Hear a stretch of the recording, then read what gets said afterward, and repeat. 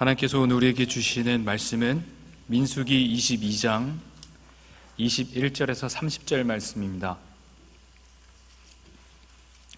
민수기 22장 21절에서 30절 말씀, 구약성경 234페이지에 관해 있습니다.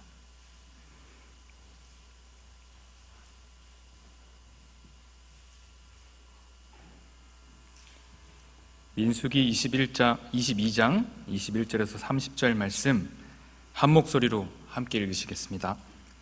발람이 아침에 일어나서 자기 나귀의 안장을 지우고 모압 고관들과 함께 가니 그가 감으로 말미암아 하나님이 진노하심으로 여호와의 사자가 그를 막으려고 길에 서니라. 발람은 자기 나귀를 탔고 그의 두 종은 그와 함께 있더니 나귀가 여호와의 사자가 칼을 빼어 손을 들고 길에 선 것을 보고 길에서 벗어나 밭으로 들어간지라. 발람이 나귀를 길로 돌이키려고 채찍질하니 여호와의 사자는 포도원 사이 좁은 길에 섰고 좌우에는 담이 있더라. 나귀가 여호와의 사자를 보고 몸을 담에 대고 발람의 발을 그 담에 짓누르매 발람이 다시 채찍질하니 여호와의 사자가 더 나아가서 좌우로 피할 데 없는 좁은 곳에 선지라. 나귀가 여호와의 사자를 보고 발람 밑에 엎드리니 발람이 노하여 자기 지팡이로 나귀를 때리는지라.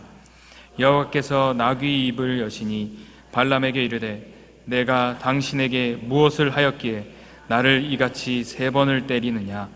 발람이 나귀에게 말하되 내가 나를 거역하기 때문이니 내 손에 칼이 있었다면 곧 너를 죽였으리라. 나귀가 발람에게 이르되 나는 당신이 오늘까지 당신의 일생 동안 탄 나귀가 아니냐. 내가 언제 당신에게 이같이 하는 버릇이 있었더냐. 그가 말하되 없었느니라. 아멘. 하나님께서 4월을 시작하게 하셨고 4월에는 이제 새로운 새싹들이 돋는 계절 아닙니까? 그래서 선정릉 공원을 지날 때마다 이렇게 새파랗게 새롭게 솟아오는 새싹들 보면서 너무 예쁘고 아름답고 주님이 너무 멋지다라는 생각을 늘 합니다.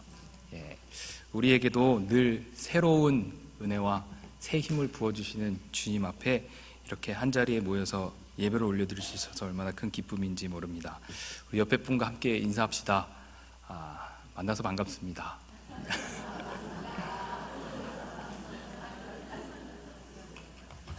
마치 처음 만나시는 것처럼 인사를 잘 해주셔서 감사합니다. 우리가 영화나 애니메이션, 만화를 보면 말하는 동물들 그리고 말하는 사물들을 쉽게 볼 수 있습니다. 인간이 인위적으로 만든 허구적 상상일 뿐 실제 그런 일은 일어나지 않습니다. 혹시 여러분 주변에 동물이나 사물들이 여러분에게 말을 걸어오시면 빨리 병원에 가보셔야 되는 겁니다. 그런데 오늘 우리 본문에서 민수기에서 말하는 당나귀를 만나게 됩니다. 그럼 이것도 거짓이고 꾸며낸 이야기일까요? 아닙니다. 하나님께서 분명 그렇게 하여 주셨고 기록해 주셨고 우리가 읽게 하여 주셨는 줄 믿습니다.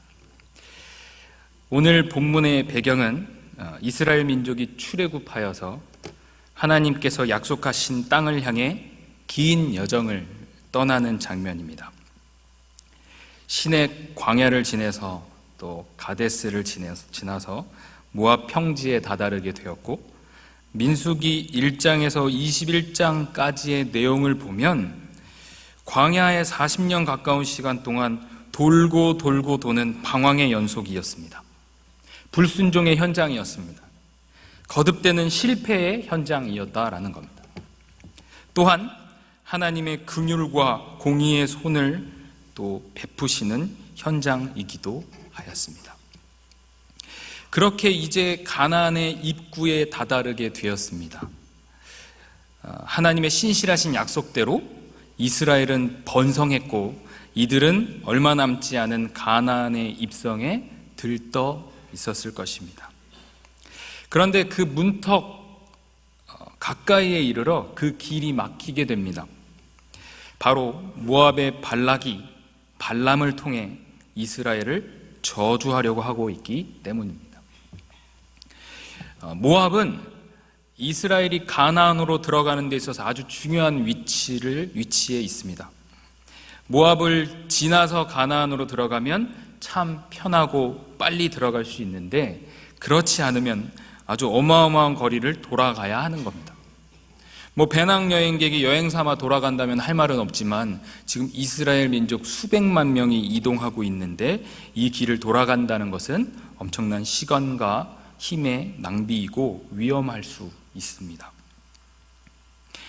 모압 왕은 이런 이스라엘이 그냥 지나가도록 허락해주면 참 좋을 텐데, 싸우자는 것도 아니고 손해를 보는 일도 아닌데 그저 지나가고자 함인데 그것을 허락하지 않습니다.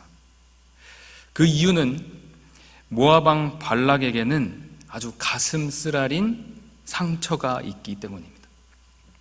민수기 21장 26절 말씀을 보면, 헤스본은 아모리인의 왕 시온의 도성이라. 시온이 그 전 모압 왕을 치고 그의 모든 땅을 아르논까지 그의 손에서 빼앗았더라. 아모리인의 왕 시온이 모압과의 전쟁을 통해서 모압의 영토를 다 차지했죠. 그래서 이 모압 왕은 아주 가슴 아픈 상처를 가지고 있어요. 이 본문 바로 이전의 말씀을 보면 이스라엘이 지금 모압을 통해 지나가려고 시도한 것처럼 동일하게 아모리 왕 시온에게도 사신을 보내서 우리가 좀 지나갑시다 부탁을 합니다. 민수기 21장 22절 말씀을 보시면, 우리에게 당신의 땅을 지나가게 하소서. 우리가 밭에든지 포도원에든지 들어가지 아니하며 우물물도 마시지 아니하며 당신의 지경에서 다 나가기까지 왕의 큰 길로만 지나가리이다 하나. 이 아모리 왕 시온에게도 우리 그냥 지나가기만 할게요. 밭도 포도원도 들어가지 않고요, 우물물도 안 마시고 그저 큰 길로만 지나가게만 해주십시오 라고 사신을 보냈는데, 시온이 허락하지도 않을 뿐더러 자기 백성들 다 데리고 나와서 이스라엘을 치자 말합니다. 그래서 하나님께서 이스라엘의 편에 서 계셔서 실은 이스라엘을 치고자 나왔던 시온, 아모리가 정복당합니다. 그래서 이스라엘이 다 차지하게 되죠. 모압 왕의 입장에서 볼 때는 지금 모압을 지나가고자 오는 저 이스라엘이 자기의 영토를 빼앗은, 자신들을 이긴 아모리를 박살내고 오는 이들이기 때문에 모압 왕 입장에서는 두려울 수밖에 없는 거죠. 22장 3절 말씀을 보면, 모압이 심히 두려워하였으니 이스라엘 백성이 많음으로 말미암아 모압이 이스라엘 자손 때문에 번민하더라. 이 두려움, 괴로움으로 변합니다. 너무도 두려운 이 이유가 이스라엘 백성이 수가 많아서라고 이야기하고 있습니다. 거룩하신 하나님이 두려워서가 아니라 저 이스라엘 민족이 수가 많아졌음을 보고 두려워하고 괴로워하고 있음을 볼 수 있습니다. 과거의 트라우마를 극복 못하고 지금 이스라엘 민족 앞에서 벌벌 떨고 있습니다. 그리고는 내놓은 계획이라는 것이 곳곳에 흩어져 사는 미디안 장로들에게 이간질같이 저들이 지금 우리 사방에 있는 것들을 소가 밭의 풀을 뜯어먹듯이 다 뜯어먹을 거야 라고 이스라엘을 적대시하는 이들을 만들어냅니다.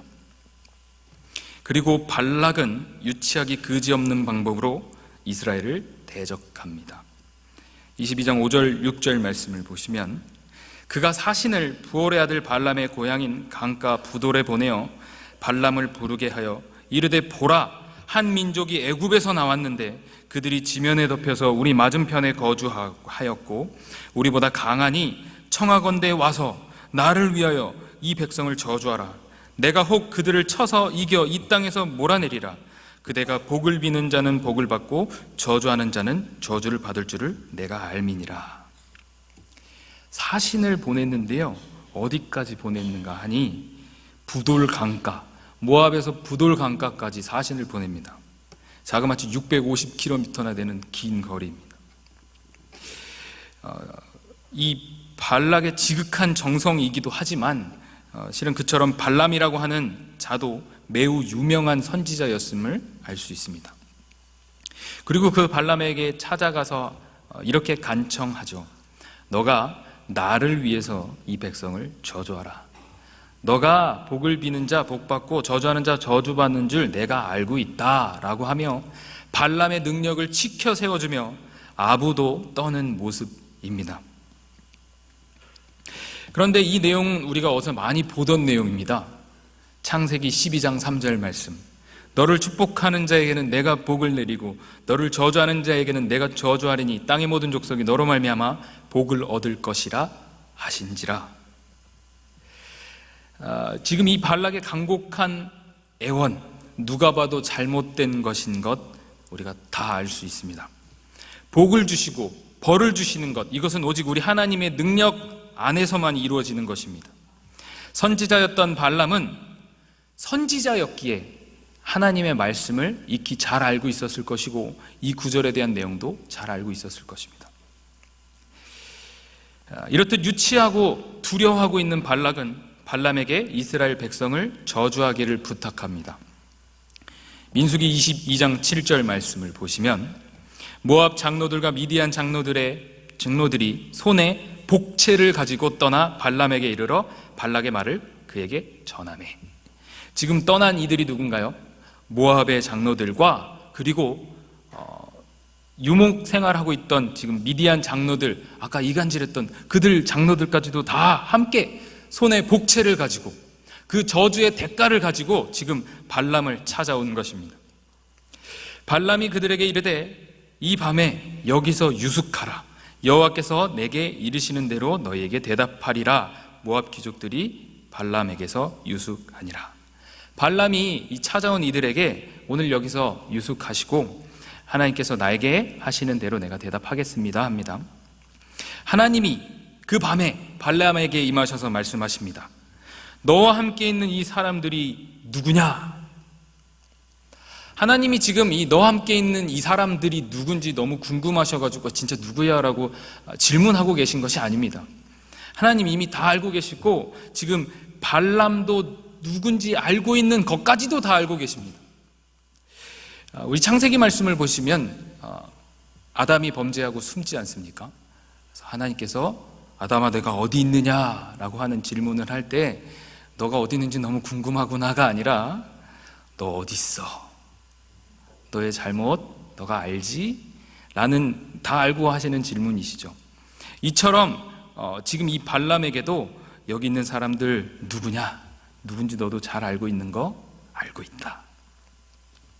발람이 대답합니다. 모압 왕 십볼의 아들 발락이 내게 보낸 자들입니다. 그가 말하길 애굽에서 나온 민족이 지면을 덮었고 그러니 나를 위해 그들을 저주하라 라고 말합니다. 하나님이 발람에게 이르시되 너는 그들과 함께 가지도 말고 그 백성을 저주하지도 말라. 그들은 복을 받은 자들이라 라고 말씀하십니다. 발람이 아침에 일어나서 그 발락의 귀족들에게 이르되 너희는 너희의 땅으로 돌아가라. 여호와께서 내가 너희와 함께 가기를 허락하지 아니하시느니라 하십니다. 이 22장 13절까지 보면 발람은 굉장히 하나님의 신실한 종 같고 아름다운 선지자구나 하는데요. 모압 귀족들이 일어나 발락에게로 가서 그 얘기를 전하니까 발락이 더 많은 더 높은 고관들과 함께 다시금 발람에게 찾아오게 합니다. 그래서 22장 17절 내가 그대를 높여 크게 존귀하게 하고 그대가 내게 말하는 것은 무엇이든지 시행하리니 청하건대 와서 나를 위하여 이 백성을 저주하라 하시더이다. 복채를 눈으로 보았을 겁니다. 그런데 하나님께서 하지 말라 하셔서 거절했는데 더 높은 고관들, 더 화려한 옷을 입은 자들이 찾아와서 너가 하는 모든 일이 존귀하고 네가 말하는 것 무엇이든지 다 들어주겠다 말하니 발람이 욕심이 생겼을 것 같습니다. 22장 18절 발람이 발락의 신하들에게 대답하여 이르되 발락이 그 집에 가득한 은금을 내게 줄지라도 내가 능히 여호와 내 하나님의 말씀을 여겨 덜하거나 더하지 못하겠노라 라고 아주 멋있게 고백합니다. 그랬으면 그 다음 말이 뭐가 될까요? 그러니 돌아가시오. 그러니 나는 당신들과 더 이상 대화하지 않겠습니다 라고 이야기해야 하는데 19절 말씀, 그런즉 이제 너희도 이 밤에 여기서 유숙하라. 여호와께서 내게 무슨 말씀을 더하실는지 알아보리라. 이미 하나님께서는 그들이 복을 받은 민족이다, 너희 그렇게 하면 안 돼 라고 하여서 돌려보냈는데 지금 더 큰 조건을 가지고 온 이들을 다시금 유숙하고 하나님이 좀 말을 바꾸실지도 몰라 하며 기대하고 있는 장면입니다. 22장 20절 말씀, 밤에 하나님이 발람에게 임하여 이르시되 그 사람들이 너를 부르러 왔거든 일어나 함께 가라.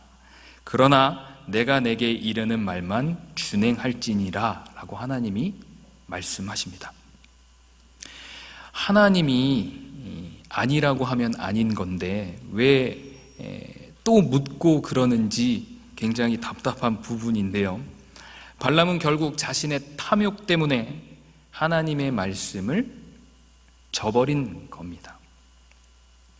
우리에게 탐욕이라는 것이 들어오면 우리는 하나님의 말씀이 들리지 않습니다. 그 우리의 탐욕을 성취하기 위해서 하나님의 말씀을 이용해 먹기도 합니다.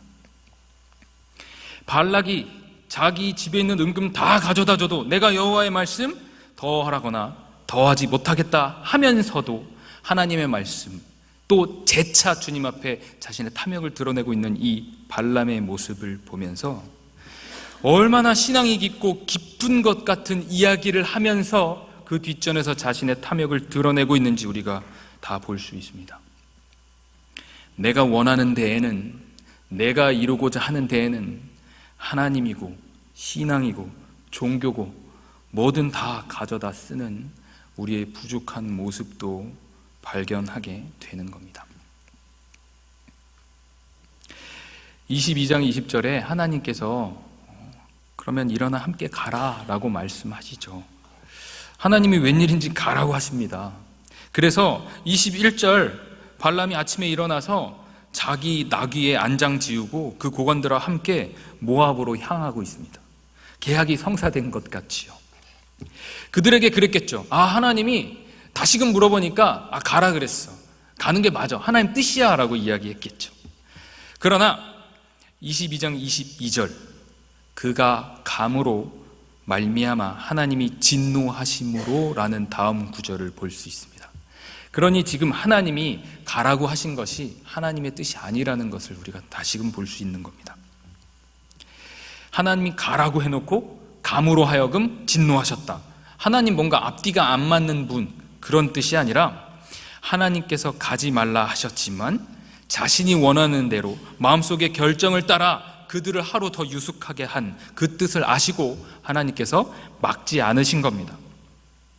가라고 하신 것이 흔쾌히 뜻을 바꾸어 주신 것이 아니라 자신의 말만 준행하지 않는 발람에 대해 간섭치 않겠다 하십니다.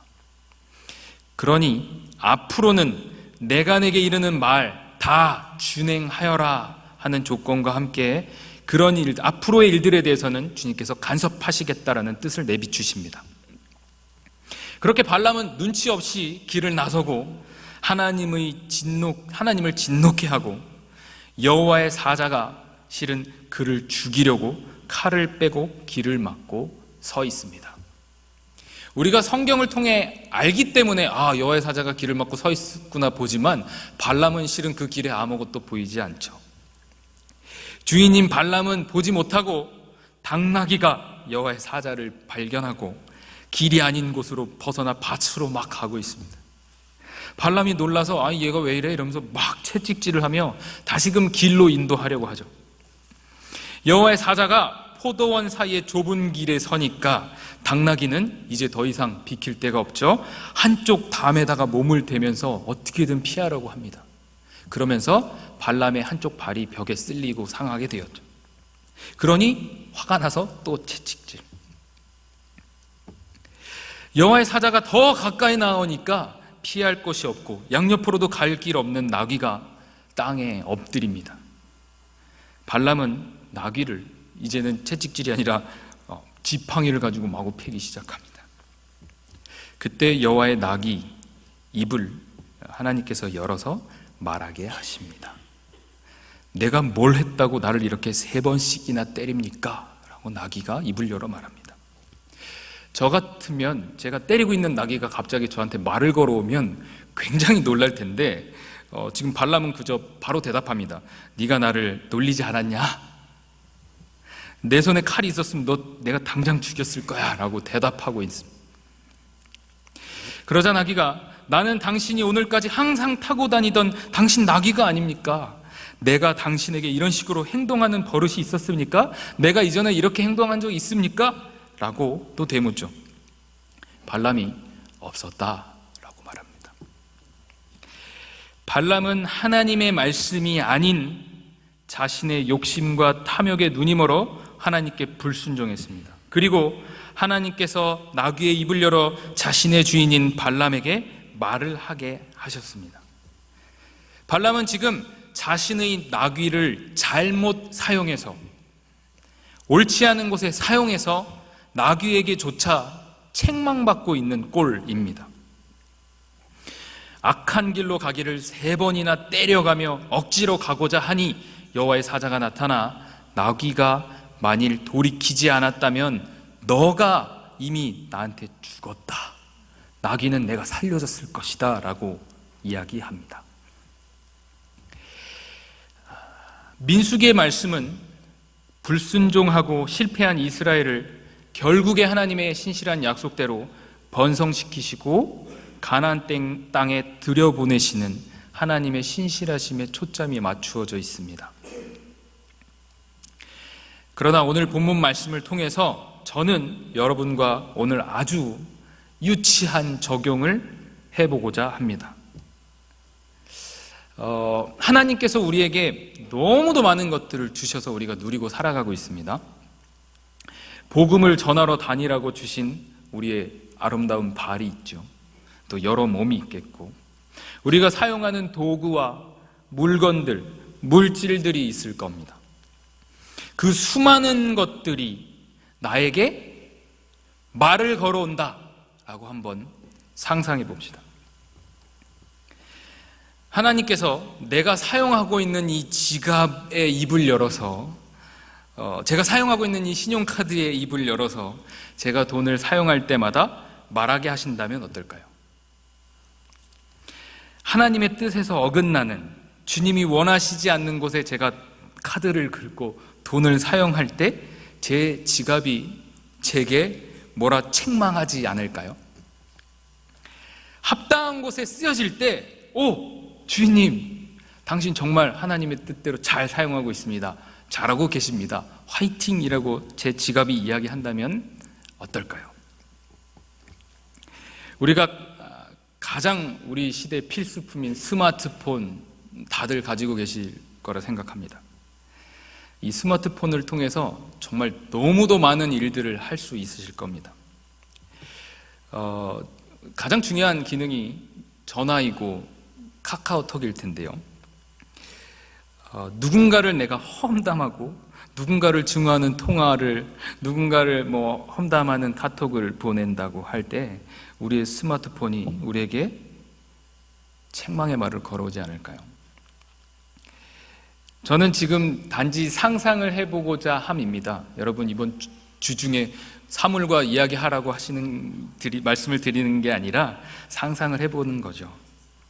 여러분들이 가진, 여러분들의 일상에 널리 퍼져 있는 수많은 사물과 물질들, 신체와 동물들, 그들에게조차 책망받는 인생을 살고 계시진 않으십니까? 사물과 물질과 동물에게 책망받는 인생을 사시렵니까? 아니면 하나님 앞에 칭찬받는 인생을 사실 겁니까? 하는 질문을 드리는 겁니다. 모든 사물이 입을 열어서 내가 저 지갑에게 잘 보이기 위해서 아름답게 살아야지, 그런 각오를 하시라는 것이 아니라 이 모든 우주 만물 가운데 녹아 계신 하나님의 그 사랑, 하나님의 그 능력을 통해서 여러분들이 가진 그 속속들이 주님께서 다 마음까지도 감찰하고 계시다는 겁니다. 여러분들이 어떤 환경에 있고 어떤 장소에 있고 어떤 시간 가운데 거하지든 간에 여러분들은 주님께 구별되어 선택받은 주님의 백성들입니다. 물건, 하찮은 물건에게조차도 책망받을 만한 일을 하고 계시다면 주님 앞에 돌이키시기를 주님의 이름으로 축복하는 바입니다. 전능하신 하나님께서 모든 물건이 다 말하게 하실 수 있는 분입니다. 하지만 전능하신 하나님께서 이미 다 알고 계시기에 그렇게 하지 않으시는 것이죠. 오늘 말씀을 마치겠습니다. 제가 아주 굉장히 유치한 적용을 하여서 너무 콧방귀가 껴지실 수도 있겠지만 여러분의 삶을 살아가는 동안에 이 일주일에 한 번 교회에서의 여러분의 모습이 아니라 남들이 보지 않을 그때에도 주님의 자녀로 그리스도인으로 아름답게 그 인생들을 살아가시며 주님께 영광 올려드리시는 저와 여러분이 다 되셨으면 좋겠습니다. 함께 기도하겠습니다. 거룩하신 주님 감사합니다. 하나님께서 가라고 하시면 가고 가지 말라고 하면 멈추겠습니다.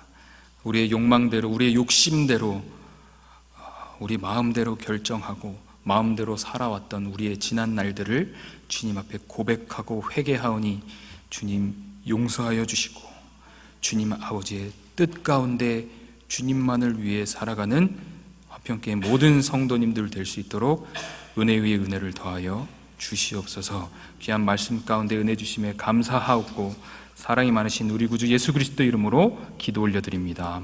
아멘.